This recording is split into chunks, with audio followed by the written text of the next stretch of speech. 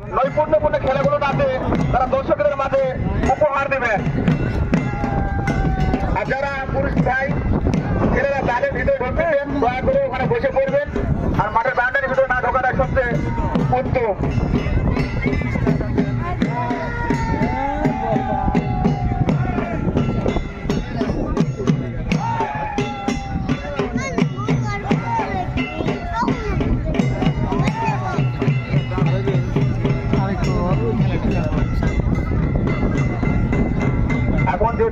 এখন যে দল অংশগ্রহণ করতেছেন চক লাঠিয়াল বাহিনী